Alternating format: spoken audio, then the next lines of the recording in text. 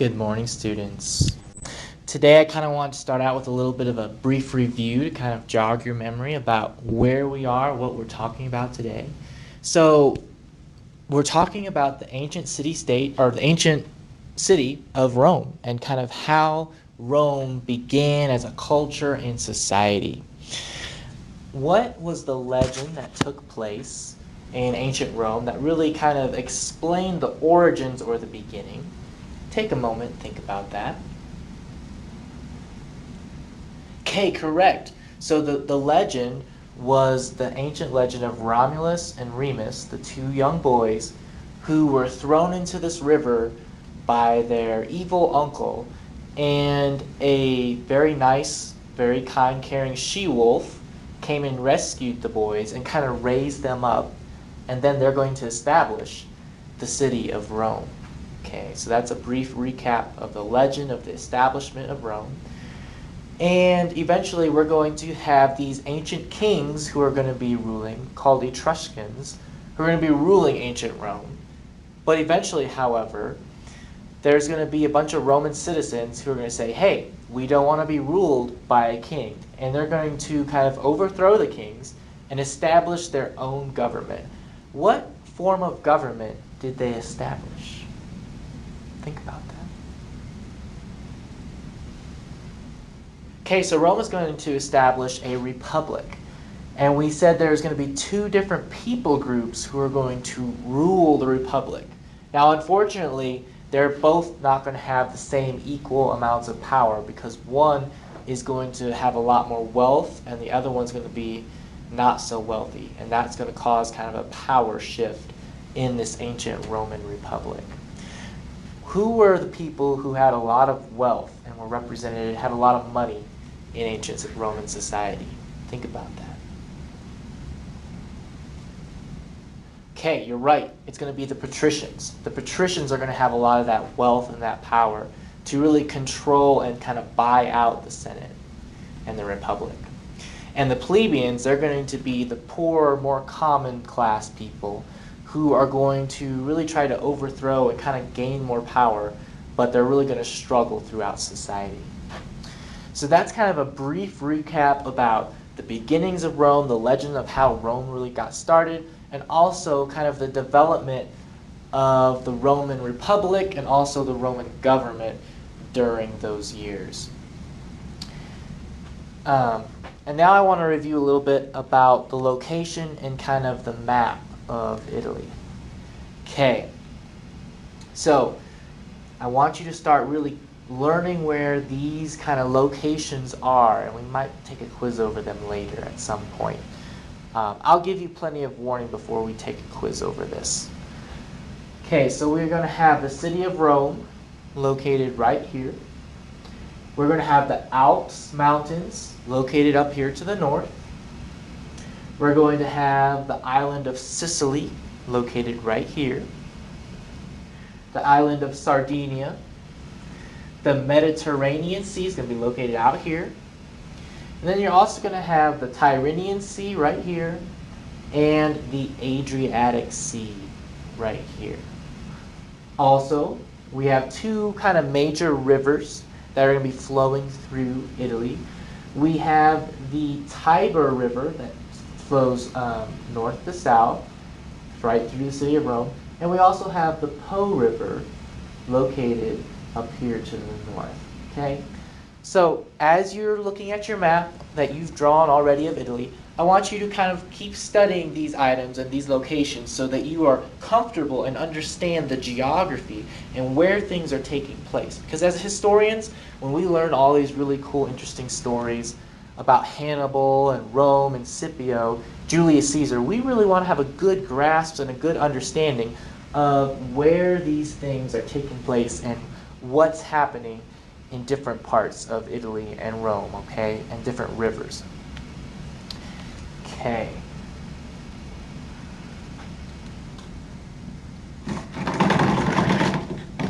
Okay, let me turn on the lights real quick.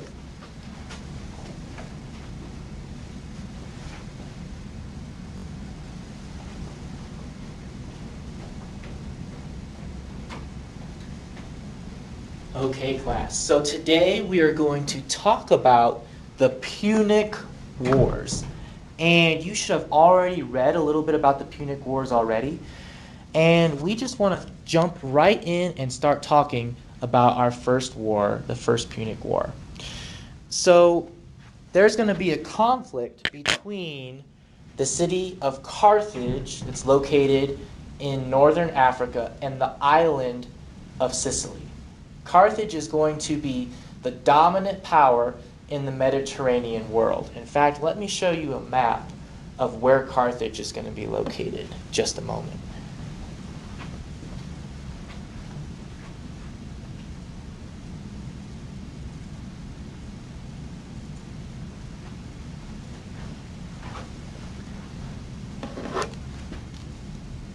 Okay. So Carthage is going to be located right here in the northern part of Africa, okay? So here, just for your location kind of understanding, here's going to be the country of Spain. Here's the Pyrenees Mountains and the country of France. And then here is Italy, and then here is Sicily, right here, this island of Sicily. So Carthage is going to want to kind of take over the island of Sicily. Carthage has been the dominant kind of trade power in the Mediterranean Sea up to this point. And they're going to say, hey, we want to kind of take control of the island of Sicily. Well, Sicily is going to reach out to the city of Rome and say, hey, we don't want to be ruled by Carthage. Can you come to our aid? We need your help, okay? And what Rome is going to say, sure, we will definitely help you, Sicily, and we want to kind of take some more control of that island. So Rome is going to say, no, Carthage, you cannot come in and attack. And Rome is going to actually be able to repel and kind of ward off Carthage from this attack of Sicily. So for your notes today, in your history copybook, I want you to write down some information about the First Punic War that's going to take place. Okay, so the First Punic War is between Carthage wanting Sicily.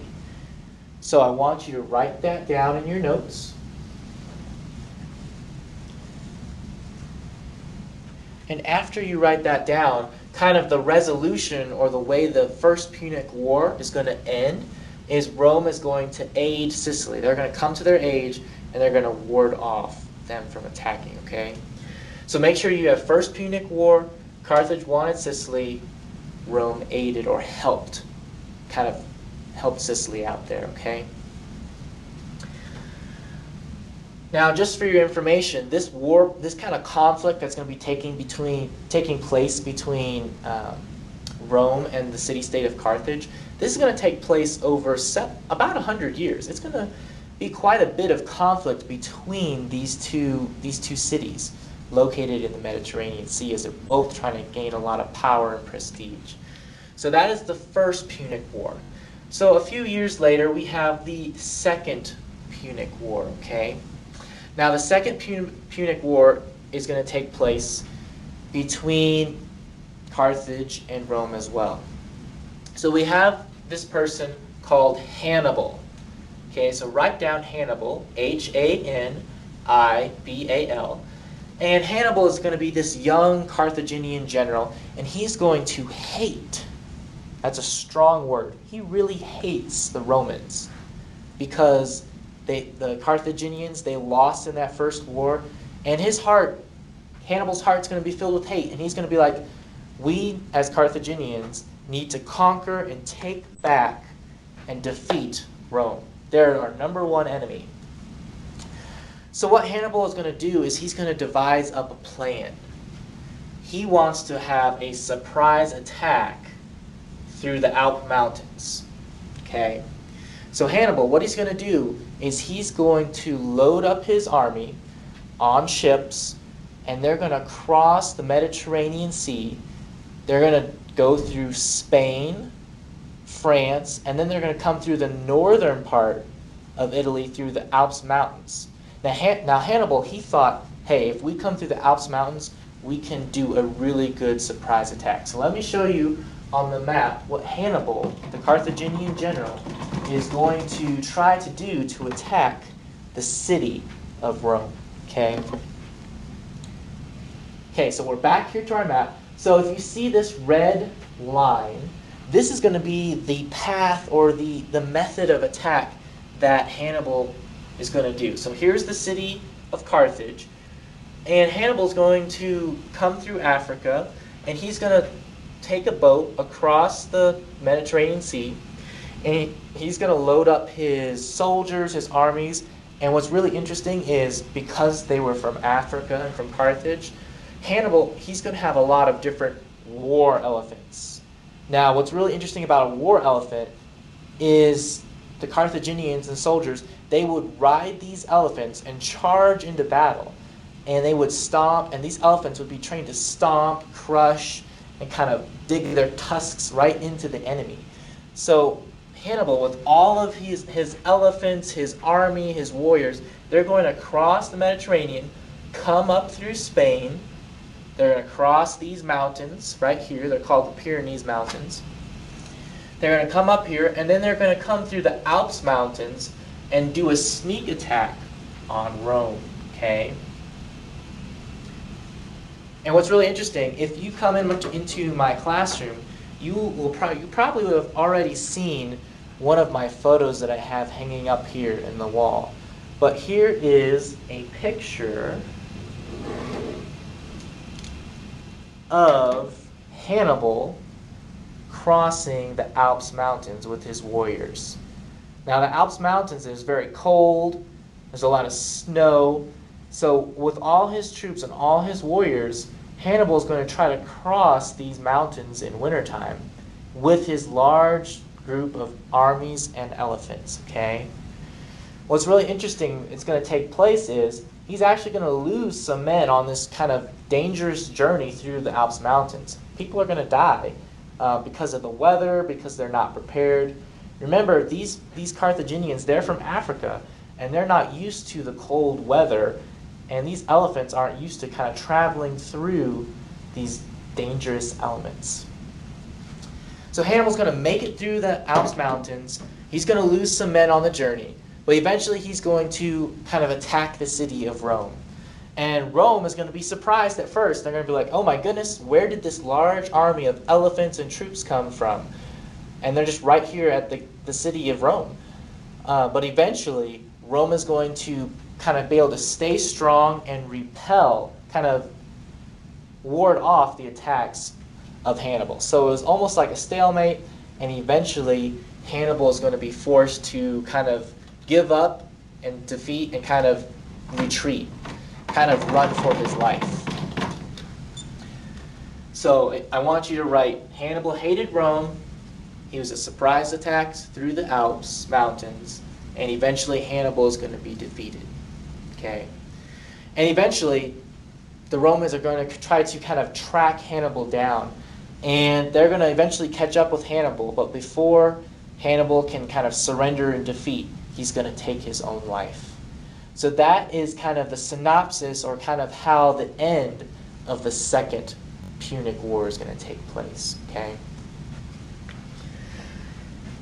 And then lastly, we're going to have what we call the Third Punic War. Now, the Third Punic War is going to take place, as you've probably already guessed, between Rome and Carthage. Now, as you can see, Rome has been attacked multiple times by the city of Carthage. And there's really bad blood, or kind of a hatred that's going to be developed between these two groups of people. Now, there's going to be a Roman senator called Cato. And Cato, he would do many speeches in the Roman Senate and the Roman Forum for the Republic. And he's kind of like a politician. And he's going to end many of his speeches like this, with this quote, "Carthage must be destroyed." So every time Cato would stand up and give a speech to the Roman citizens, he would give this long speech, and then he would say, "Also, we do not like Carthage. Carthage must be destroyed." So eventually, Rome is going to kind of take that to heart, and they're going to want to try to conquer and kind of go on the offense this time against Carthage. So we have a Roman general named Scipio.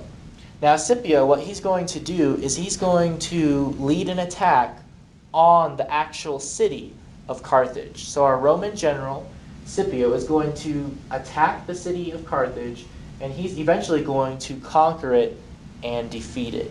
Okay. Now there was 250,000 people who lived in ancient Carthage, but after the Third Punic War, only 50,000 people are going to survive against the Roman attack.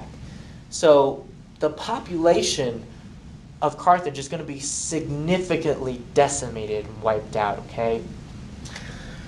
So after that Carthage is destroyed and many of its people are murdered and killed, the rest of them are really just going to be sold into slavery.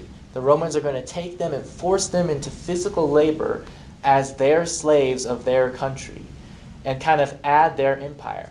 So now, after this Third Punic War ends, the power, who has the power in the Mediterranean world, in that sea, who has the power to trade, who has the power to kind of make sure its people are safe, it's really shifted from the Carthaginians now to the city of Rome. Now Rome's going to take that power, and they're going to begin to really start to form their own empire and their own country, also their own empires. They really start to spread out through that Mediterranean Sea. And what the Romans are going to do is they still have this hate for the city of Carthage, even after defeating them. And what they did is they said, we do not want anyone to ever come back and even live in the city of Carthage, okay? So what they did is they plowed all the dirt up in Carthage, and they poured tons and tons of salt in the dirt. Now, why do you think they would pour salt all throughout the city of Carthage and pour salt all in the dirt? Why would the Romans do that? Think about that.